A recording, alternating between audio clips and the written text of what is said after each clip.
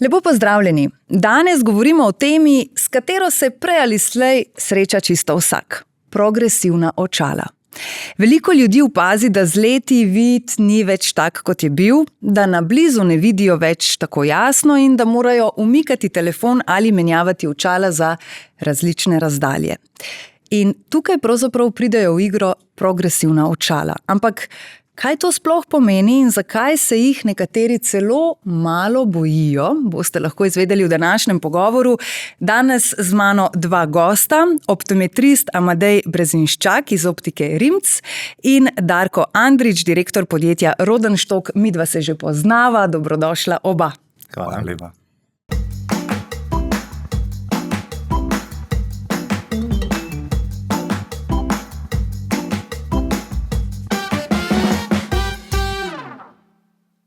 Kot sem rekla, progresivna očala morda za koga malce strah in trepet in tudi ta pogovor danes je namenjen temu, da morda te strahove majčkeno damo na stran, pa bi jaz kar po domače začela direktno, kaj sploh so progresivna očala. Se pravi, gre za, bom rekel, visokotehnološka korekcijska stekla.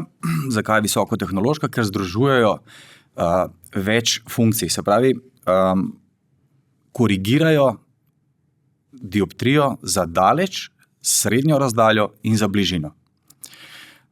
S tem, da se za zunanje strani, ali pa bom rekel, če nekdo pogleda v to samo korekcijsko steklo, se te prehodi ne vidijo. Tako kot poznamo na drugi strani bifokalna korekcijska stekla ali pa trifokalna korekcijska stekla.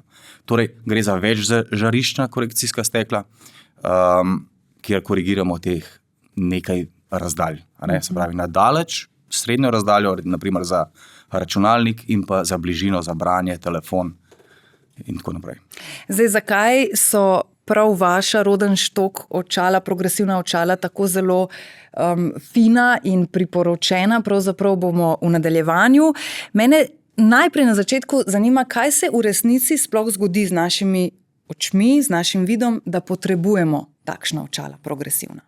Ja, nekje tam pri 40 letu starosti ponavadi pride do presbiopije.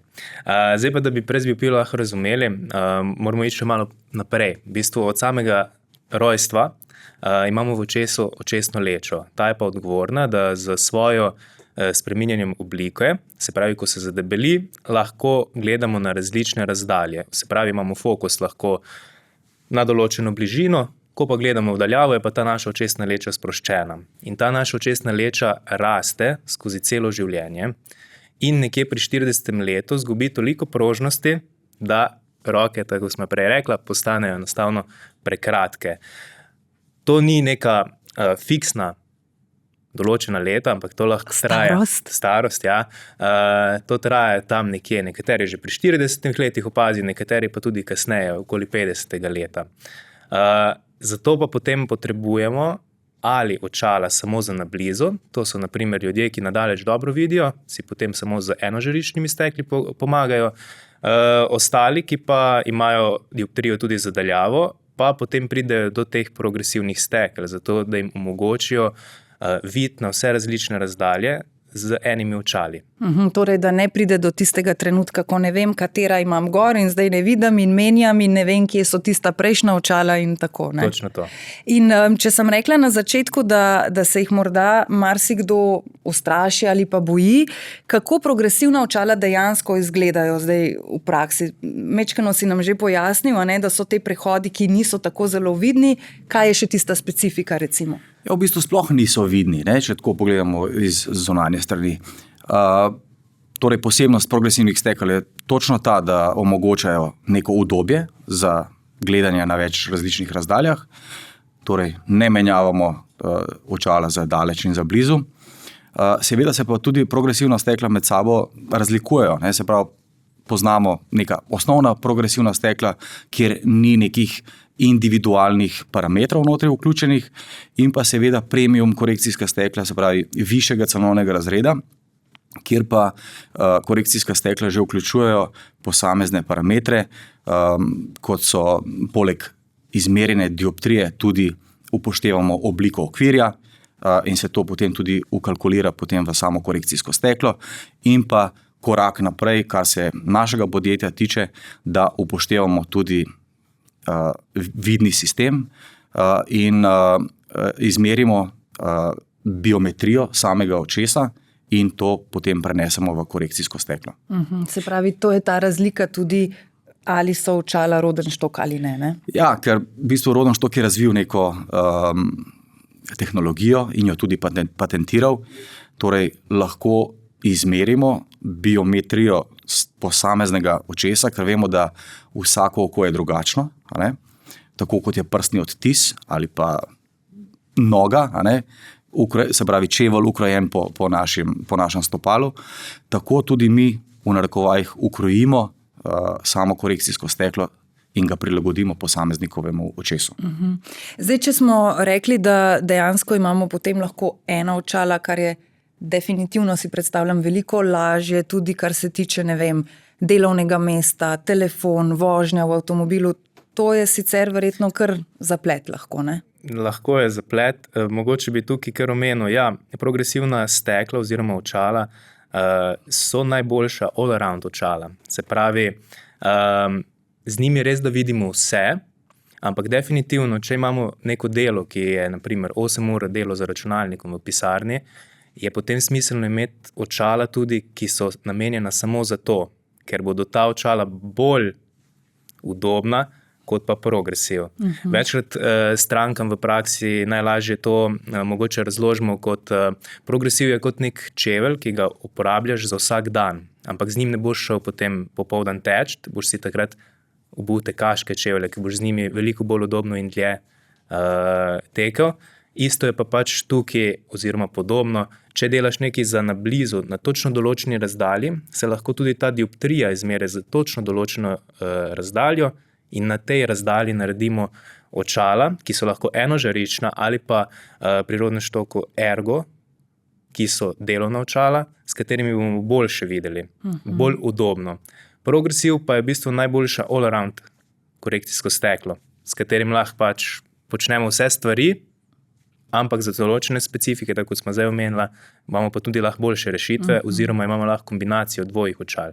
Zelo dobra primerjava s tekaškimi čevlji, sploh verjetno za tiste poklice, kjer je to vsak dan po 8 ur enako, recimo, ne vem, pisarna in tako kot si rekel. Saj, če ima nekdo, bom rekel, 1 uro, 2 uri na dan računalnik, najverjetneje bo s progresivom delal čisto normalno. Je pa tu potrebno neki prilagoditev, ker kot progresivno steklo, mogoče, da si bojo poslušalci lažje predstavljali, ima svoje cone, to, kar je že Darko prej omenjal, cono za daljavo, cono za bližino in mesta prehod ali pa med optiki večkrat pač se temu reče kanal, kjer preko tega kanala od same dioptrije iz daljave preidemo do bližine. In ponavadi je računalnik prav v tem kanalu, ta dioptrija, in tukaj z računalnikom pride do največ težav. Ni problem nekaj na blizu prebrati, ni problem nekaj nadaleč gledati, avto voziti, največkrat pride do problema na teh srednjih razdaljah. Tukaj pa tudi pride do razlike med temi nekimi osnovnimi progresivi, ki uporabljajo klasične parametre, ali pa potem, ko so bolj individualni.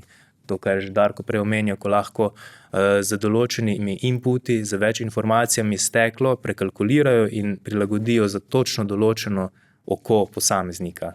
In ravno to je tisto, kar mi je vedno fino, ko se takole pogovarjamo, da pravzaprav pri podjetju Rodenstock je ravno to nekaj, kar je zelo dobro in pravzaprav pozitivno, da se celostno lahko posameznika obravnava. Ker tako kot sta oba že rekla, vsak posameznik ima drugačen izziv, problem, težavo in je treba to potem tudi prilagoditi.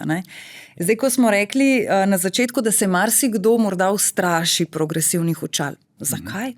Zakaj? Zaradi tega, ker naprimer jaz imam enožarično steklo. Zdaj, če bi me vi pogledali, enako bi lahko izgledalo progresivno steklo iz zunanjega dela, enako kot je že Darko prej rekel. Ampak bi jaz skozi progresivno steklo videl drugače, kot pa skozi enožarično, kot ga imam zdaj. Jaz ga še ne rabim progresivnega stekla, ampak enkrat v prihodnje definitivno me to čaka kot večino nas. Tukaj je periferija. naš periferen vid. Zakaj? Jaz dobivam skozi enožarično steklo, ker je samo dioptrija za daljavo, nek input, ki je enak skozi vsak pogled skozi steklo. Pri progresivnem steklu pa, kot smo že omenjali, ta kanal in zaradi tega kanala pridejo po strani do določenih popačenj. To pa potem v naši periferiji naredi neenako sliko oziroma naše možgane to zmede. Ponavadi, ko stranke dobijo prvi par progresivov, največkrat opazijo, da neki po strani je tako valovito, če levo desno pogledajo, prav zaradi tega, ker ni celo steklo enaka dioptrija. In potem naš vizualni sistem rabi nekaj časa, da naši možgani te nepravilnosti v bistvu potisnejo v ozadje. Mi pogovorno to rečemo, da se je treba navaditi. Ponovadi to navajanje traja nekje od 2 dni do 2 tedna, to je nek čas nevroadaptacije, oziroma jaz poenostavim, kako se oči pa naši možgani pogovarjajo med sabo. No, ampak stvar, da se moramo samo navaditi in si potem za kasneje olajšamo vse skupaj, mislim, da potem vsak rajši reče, se bom raje navadil, pa si prihranim. Tukaj je treba biti vztrajen. Ravno pri Rodenstoku je pa dobra stvar ta, da s to individualizacijo mi poskušamo ta čas adaptacije bistveno skrajšati. Ali pa ga sploh ni. Nemalokrat se zgodi, da uporabniki, ki prvič se soočajo s progresivnimi stekli, dajo gor in rečejo, to je to, super. Zaradi tega, ker je bil ravno v takem primeru individualen pristop. Torej, odčitali smo veliko parametrov posameznika in jih potem seveda prenesli v samo korekcijsko steklo. Torej smo prilagodili steklo določenemu posamezniku. Pri standardnih steklih tega ni. In zato lahko prihaja do nekih odmikov in se s tem seveda uporabnik tudi težje navadi. In čas adaptacije se podaljšuje. In slabe izkušnje so ravno zaradi tega.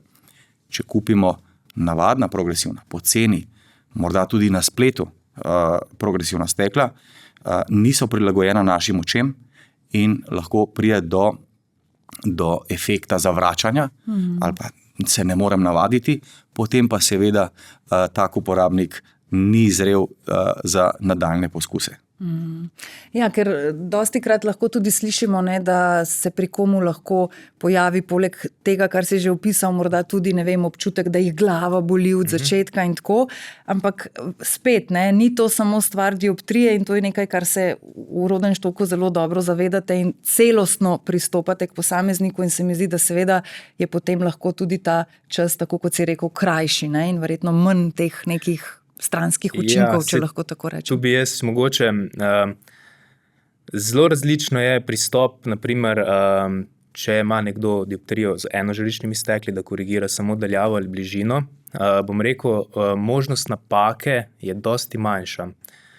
Progresivno steklo je bolj kompleksno in mora biti v bistvu celovita zgodba. Prvo, zelo dober in natančen pregled, dobre meritve, potem pravilno izbran okvir in potem meritve optika, se pravi, kako oko je pozicionirano glede na ta okvir, ki se ga je stranka zbrala.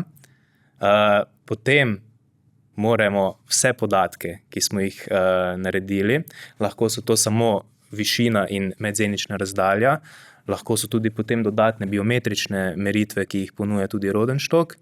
To vse pošljemo v podjetje Rodenstok, kjer oni na bazi vseh teh podatkov, ki jih moramo pravilno izmeriti, naredijo steklo, dobi optik to steklo in ga mora pravilno ugraditi, takrat imamo komaj popoln izdelek. Zdaj pa predamo stranki. In potem moramo še mi kot optiki educirati stranko, kako uporabljati ta progresivna stekla. Ker to ni tako enostavno, kot dam očala gor in grem ven iz optike in bom videl vse. Ne, je stvar neke prilagoditve, definitivno se spremeni način gledanja. Zaradi tega, ker ne glede na to, koliko je progresivno steklo individualizirano ali pa personalizirano za posameznika, vedno bo v zgornjem delu dioptrija za daljavo, v spodnjem delu bo dioptrija za bližino in ta kanal. In to je vse posod enako. S to individualizacijo lahko pomagamo, da optimiziramo vid, da so te prehodi in vse skupaj bolj gladki, se stranke lažje navadijo Ampak vseeno, veliko strank pride nazaj in reče, joj, po stopnicah dol sploh ne morem iti. Ja, ampak vprašaš, kako pa greste po stopnicah navzdol? Ja, sem tako dol pogledam mal. Ja, pogledali ste skozi bližinski segment, se pravi tam, kjer je za bližino del, ne more se skozi bližino, ki je namenjena za 40-50 cm, videti dol do nog, kjer je 1,5 metra recimo, ali pa 1,80 m, odvisno, koliko je kdo visok. Se pravi, je potrebno z glavo malo nižje. Marsikateri moški na kavču gledajo naprimer televizijo in so malo bolj sproščeni in gledajo leže in zopet ne gledajo skozi segment, ki je za daljavo, ampak skozi neko srednjo razdaljeno bližino in potem se večkrat pritožujejo, da naprimer ne vidijo dobro, v resnici pa sam ne gledajo skozi pravi segment. Tako da prve progresivna stekla so večkrat zanimive, mogoče treba parkrat obiskati nazaj optiko, ker je treba spremeniti določene navade gledanja, ker na koncu očala služijo nam, ampak jih moramo znati pravilno uporabljati. No. In biti vztrajen, ne? Tako biti vztrajen, ampak dobro je tudi to, da se optiki ponavadi pogovarjajo z kupcem, oziroma bodočim uporabnikom progresivnih stekel, ker to je pa ključni del, da optik povpraša, kakšne so navade ali pa kakšen je življenjski stil uporabnika, ker s tem lahko bistveno prilagodi samo korekcijsko steklo ob naročilju, ker vemo, da imamo več dizajnov, kjer lahko v bistvu, če govorimo o nekem profesionalnem vozniku, tovornjaka ali pa nekoga, ki se veliko vozi, s to informacijo si lahko bistveno pomagamo, ker lahko potem naročimo tak dizajn, kjer je poudarjena daljava. Se pravi, da v zgornjem delu odpremo to polje in seveda, ker je pa to fizikalni del korekcijskega stekla, nekje moramo vzeti. Se pravi, zmanjšamo bližinsko polje in povečamo polje za daljavo. Tako da pogovor s končnim uporabnikom je ključen. In pa tudi, če končnega uporabnika vnaprej opozorimo, da z nošenjem progresivnih stekel ne bomo videli tako, kot smo videli pred 20 leti, 30, ko očal sploh nismo potrebovali. Tukaj je ključ pri nošenju, da obračamo glavo v smer pogleda. Se pravi, vsaj od začetka veliko bolj, potem pa s časom, seveda tam, kjer so cone, ki niso za pravilno oddaljenost gledanja, ne bomo nikoli videli. Ampak določena popačenja so v progresivnih steklih in možgani lahko zabrišajo določene stvari. Potem se, v bistvu, ko se adaptirajo, se ta polja, večkrat marsikatera stranka reče, ja, na začetku sem moral zelo glavo premikati v smeri pogleda, kam sem želel, pa kar naenkrat gre.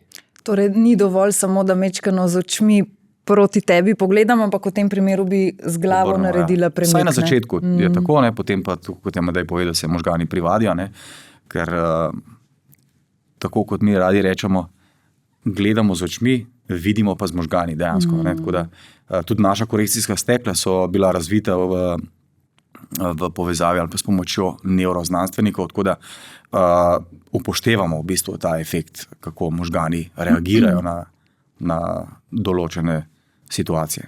Ampak zdi se mi res, da mogoče še enkrat res poudarimo, da je to res najpomembnejši del, tako kot si že rekel, ta pogovor, da se res prilagodi v smislu, kako posameznik živi, kaj počne, kakšne navade ima verjetno tudi, kaj v prostem času rad počne in tako naprej, je tisto, kar je ključno in to je tudi potem ta ključna razlika med ostalimi progresivnimi očali, ki so tudi na trgu.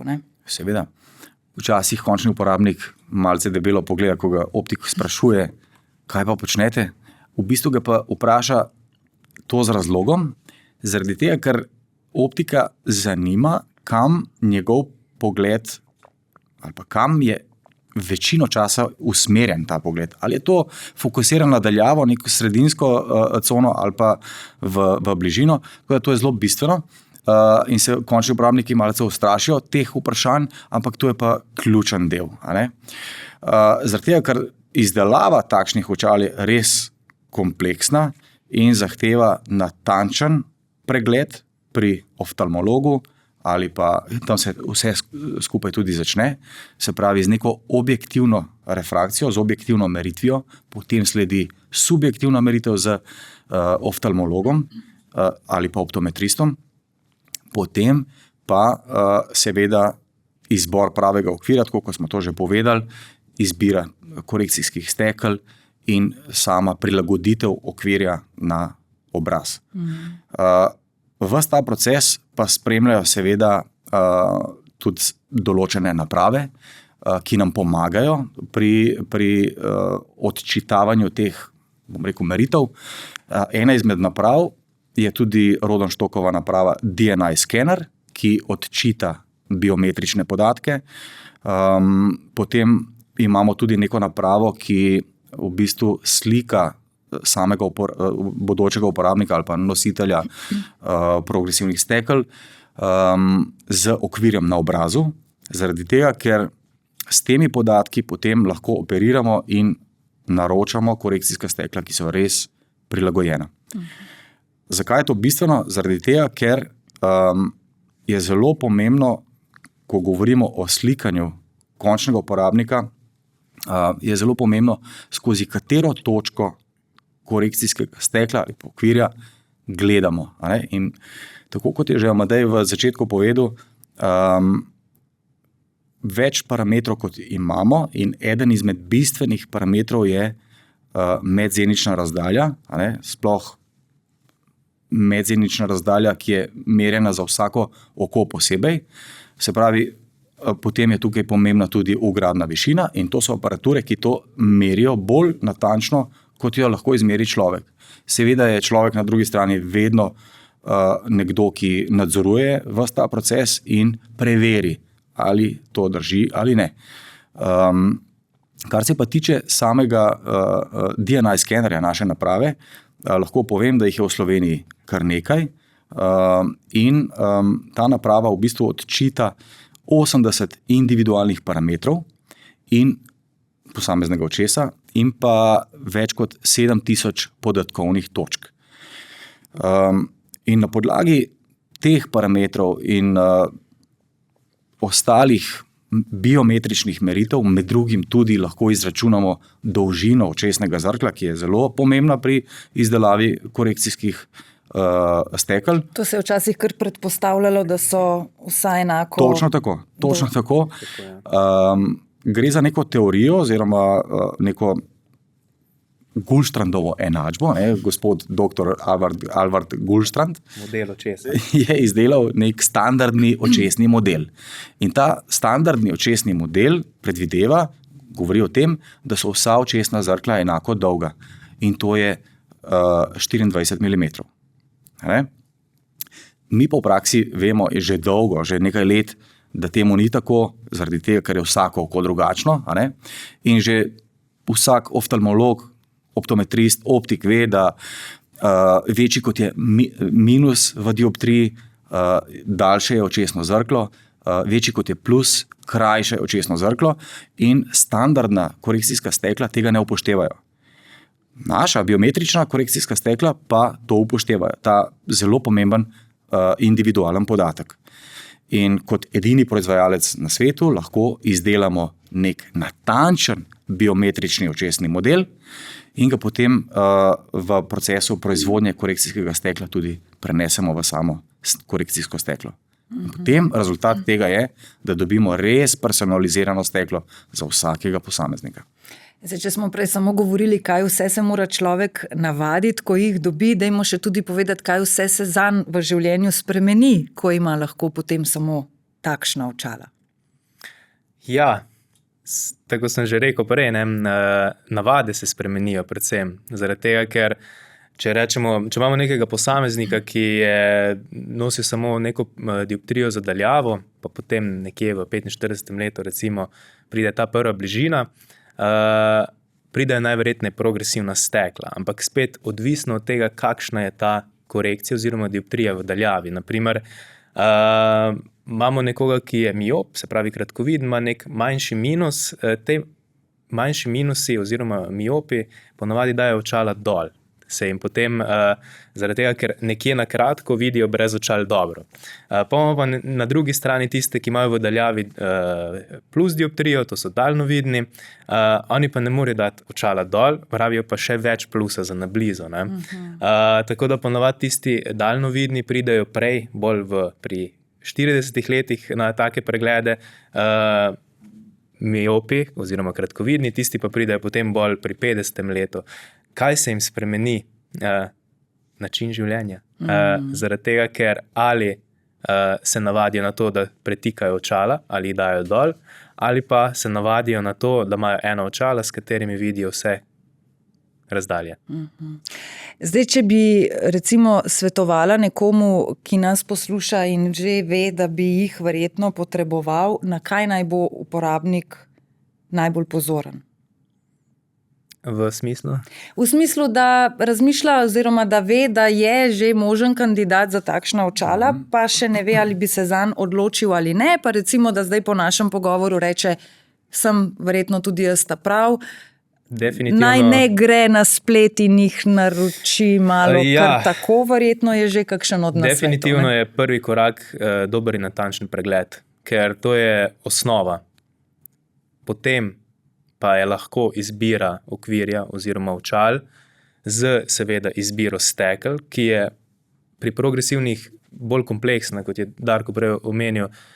Mi moramo veliko izprašati, da najdemo pravi dizajn teh progresivnih stekel, ali nekomu priporočiti dodatno individualizacijo, čeprav je v vsakem primeru individualizacija boljša, ampak strani uporabnika boljši produkt je tudi dražji produkt, kar pa enostavno ni za vsak žep.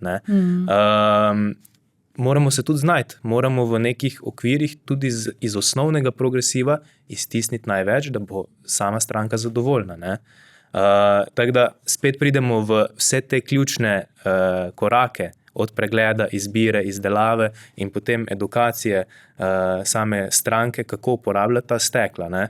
In v bistvu, če je eden izmed teh korakov napačen, je lahko cela ta zgodba zaključena narobe oziroma stranka ni zadovoljna. In potem na koncu noben ni zadovoljen. Tako da zelo je pomemben cel ta, vsi ti koraki. Naprimer, ko ste splet omenili, na spletu ne morete vseh teh korakov narediti. Tudi posameznik s pomočjo ne vem kakšnih današnjih pripomočkov umetne inteligence bo težko si pomagal, da bo lahko nadomestil strokovnjaka, ki vas vidi v živo, ki vam zmeri vse te pomembne parametre in enostavno preda neko znanje, s katero lahko vi pol uporabljate ta izdelek. Ja, zato ker verjetno je zelo velikokrat tudi kakšni so primeri, ko si že kar sami doma malo postavljamo. Jaz pa se mi zdi, da ne vidim dobro na daleč, jaz pa ne vidim na blizu in tako naprej. Potem pa, ko pridemo dejansko k strokovnjaku na pregled, ugotovimo, da je povsem drugače, kot smo mislili. Ampak je treba povedati, da ljudje velikokrat odlašamo z opiskom dobrega oftalmologa ali pa dobrega optometrista. Jaz bi apeliral na ljudi, da se opogumijo in grejo. Zakaj? Zato, ker ne smemo zanemarjati vida. Mi nekje 80% vseh informacij iz okolice dobimo preko naših oči. In jaz mislim, da zanemarjanje tega dela lahko poslabša kakovost našega življenja. Zato se ni pametno igrati pa testirati pa kupovati očala preko spleta in drugih nespecializiranih kanalov, in obisk neke dobre optike, kjer je tudi dobra ambulanta, preverjena, je ključen. Treba si vzeti čas, biti dovolj pogumen, stopati, zakorakati v to. Zakaj? Ker tudi teoretično, če bi se zgodilo, da uporabnik ne bi mogel nositi progresivnih očal, to se zgodi v redkih primerih, to moram poudariti. Ljudje imajo največkrat strah pred nošenjem progresivnih očal, ampak tudi, če nekdo ne bi mogel sprejeti tega, Rodenstock ponudi alternativo in to seveda brezplačno. To je ključno, da je uporabnik, ko obišče optiko in kupi tam očala, na varni strani. Torej, da ve, da se bo zanj poskrbelo. Ne? Ja, mogoče bi še tukaj jaz omenil, začeli smo pogovor s tem, kdaj sploh, ko nastopi presbiopija. Mene veliko ljudi potem vpraša, jaz bom se še malo pomatral, pa se bom matral, sej, kaj pa je razlika? Razlika je predvsem v počutju, pa razlika je v tem, da jaz vsakemu povem, stvar presbiopije gre naprej, če si posameznik pomaga z očali ali pa če si ne. Se pravi, očala, ki jih potrebujemo za nablizo, ki so lahko ali vkomponirane v progresivno steklo ali kot bližinska, so naprimer, bomo rekla, v nekem določenem momentu recimo +1. In če se stranka v tem momentu odloči, je pač njihova dioptrija +1 ali pa če se ne. Čez 2-3 leta bo se ta dioptrija, rečemo pogovorno, poslabšala oziroma presbiopija, naša prožnost očesne leče se še zmanjša in potem dioptrija mora to razliko pokompenzirati. In je potem bo dioptrija sigurno recimo 1,5, pa potem spet čez 2, 3, 4 leta od takrat bo pa +2. Stvar teče naprej, stvar ni, zdaj je to tako fiksno, gre naprej. Tu bi se sam mogoče, ko ste rekli tudi za tem odlašanjem, lahko odlašaš, ni problema, ampak potem bo pač dioptrija večja, ker v tistem momentu bo najverjetneje večja. Pa še pri progresivnih steklih, če smo specifični, in tistih kanalih, ki smo jih omenjali. Naprimer, daljava, bližina. Večji kot je ta bližinski dodatek, bolj so ti kanali ožji.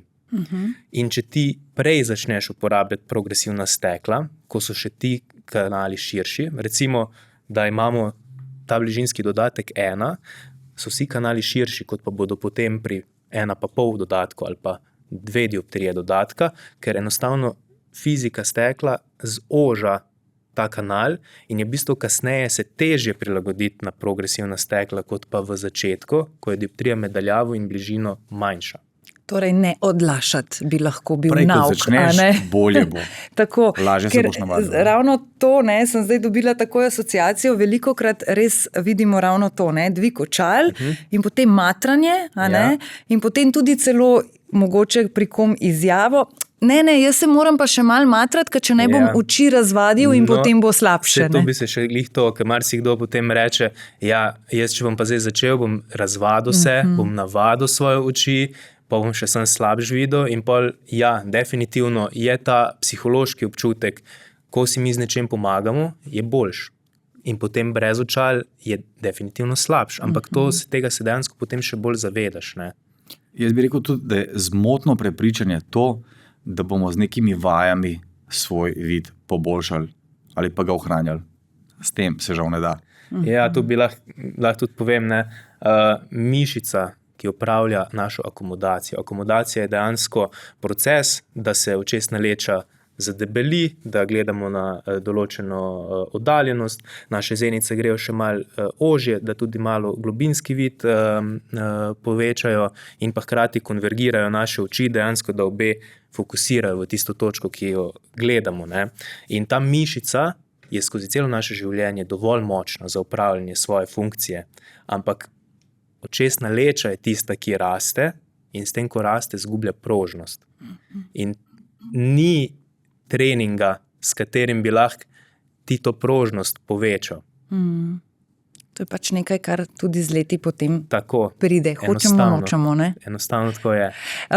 Omenili smo še, to se mi zdi tudi pomembno, da mogoče še enkrat poudarim, pa lahko tudi iz lastne izkušnje, tukaj zdaj mečkano dam pohvalo, dejansko ko pride uporabnik najprej seveda k strokovnjaku na vse meritve in tako naprej in potem, ko se odloči za rodenštok očala, res je bistveno to, da nisi sam. Torej, ne da dobiš očala na svidenje in srečno uporabo, ampak dejansko se za vsakega posameznika potrudite na način, da je na koncu zanj primerna uporaba, karkoli pač že. Tako kot si izpostavil, to se mi zdi res ključno, da se ne ustrašijo, da poskusijo in da vejo, da obstajajo potem še kakšne možne alternative, tako, predvsem pa, da ste vi tukaj zanj zato, da mu bo bolje, ne da mu bo slabše. Seveda, mi kot proizvajalec korekcijskih stekel trdno stojimo za svojo kvaliteto. in poskušamo to svoje prepričanje prenesti tudi na optike, ki to prodajajo, in stalno izvajamo tudi izobraževanja za ta strokovni del optike. Tako da se mi zdi to sodelovanje ključno, med dobaviteljem oziroma proizvajalcem korekcijskih stekel in pa optikom, ki ima neposreden stik s končnim uporabnikom. In moja izkušnja pri vas je bila zelo dobra, mimogrede. Hvala. Priznam, da sem sicer pripeljala otroka, ker sem vedela, da so vseeno, to seveda govorimo o čist drugih meritvah, ampak sem bila šokirana nad vsemi meritvami, ki so bile izvedene, ker sem jaz pač mislila, da to bo tako, kot je bilo včasih tiste 3 črke more, pa par ptičkov, kužkov, medvedkov, pa bova šli domov, ampak je bilo daleč od tega in čeprav smo mislili, da potrebuje očala, smo potem ugotovili, da ne. Tako da se mi zdi, da je ta del, da res odpelješ k strokovnjaku ali najmlajšega, torej otroke, ali konec koncev sebe, ali naše starše, ključna. Ne? Ja, ker pregled vida ni samo ostrina vida, to je samo en del tega, ampak je pa res, da največkrat ljudje pridejo samo zaradi tega, ker se je ostrina vida poslabšala. Ne? Pregled vida je mnogo več. Točno to, in se mi zdi, da tisti ljudje, ki nismo del tega, torej ali izdelave očal, ali konec koncu zdravniške plati, se niti ne zavedamo, da oko ni samo to, vidim dobro ali pa ne vidim. Da je tukaj dejansko vid se preveč jemlje za samoumev. Zaradi tega, ker ga imamo od svojega zavedanja in je pač takšen, kot je. Ga jemljemo za svojega. Marsikdo ne ve, da vidi slabo. Marsikdo vidi izjemno dobro, pa ga najmanjša korekcija zmoti. Zelo smo si različni in šele potem, ko pride do kakšnih težav, se začnemo zavedati, koliko nam to dejansko pomeni. Kot je Darko povedal, večina inputa iz okolice dejansko dobimo preko vida. Točno to je. Mogoče slabovidnost je ta, da ne boli, ker če bi bolelo, bi zelo hitro prišli do strokovnjaka. In zato mislim, da še enkrat poudarimo, da ne odlašamo s pregledom, sploh kadar gre za morebitna progresivna očala. Kaj še tisto, kar bi vidva rada poudarila na koncu? Za vse, ki nas poslušajo, gledajo. V bistvu pregled je najmanj, kaj se lahko naredi. Pa od tukaj lahko gradimo naprej. Od tu se lahko pogovorimo, ali ta stranka dejansko potrebuje progresivna očala, ali potrebuje samo za daljavo, samo za bližino, ali so se morda na pregledu odkrile kakšne začetki, kakih očesnih bolezni, kakih sistemskih bolezni se tudi večkrat odkrije. Naprimer, pri pregledu oči lahko vidimo krvne žile, lahko odkrijemo diabetes, lahko neke začetne starostne spremembe, marsikomu lahko tudi reši življenje ali pa vid. Tako da očesni pregledi so veliko več kot pa samo dioptrija, pa vidim slabo ali pa vidim dobro. Tako da, očesni pregledi, to je prva stopnička in od tu se lahko gradi naprej. Da mogoče mečkano tudi to zavedanje pospešimo oziroma damo večjo moč definitivno, temu. Ampak dobro je Darko povedal, če bi večina tudi očesnih boleznih je tihih, nebolečih in tu je ta glavni problem. Ko nas nekaj boli, če nas zob boli, smo isti dan pri zobozdravniku. Pri očeh ni tako. Zato je preventiva ključna. Res ključna, ker ko se začnemo zavedati nekih težav, je lahko tudi že prepozno. Ali pa toliko težje potem vse skupaj. Tako. Darko, bi še kaj dodal? Jaz bi mogoče poudaril še enkrat, da progresivna stekla ali pa očala nasploh ni potrebno kupovati v nespecializiranih trgovinah ali preko nespecializiranih kanalov. Obisk optike, posvet, konec koncev ni nujno, da kupimo takoj očala na začetku. Dovolj je že posvet, da si malo razjasnimo določene pojme in potem nadaljujemo s pravilnimi postopki, pregled pri zdravniku ali optometristu in potem pravilna izbira okvirja, stekel in tako naprej. V zadnjem času mi na teh pogovorih v studiu zelo veliko krat omenjajo številko 40, res ne vem zakaj, ampak dokler lahko tako držim papirje, sem še na varni strani, ne? Vsaj približno. Res je. Za več informacij pa na pregled. Tako je. Najlepša hvala za obisk v studiu, vse dobro vama želim in čim boljši vid. Hvala Hvala enako. lepa, hvala enako.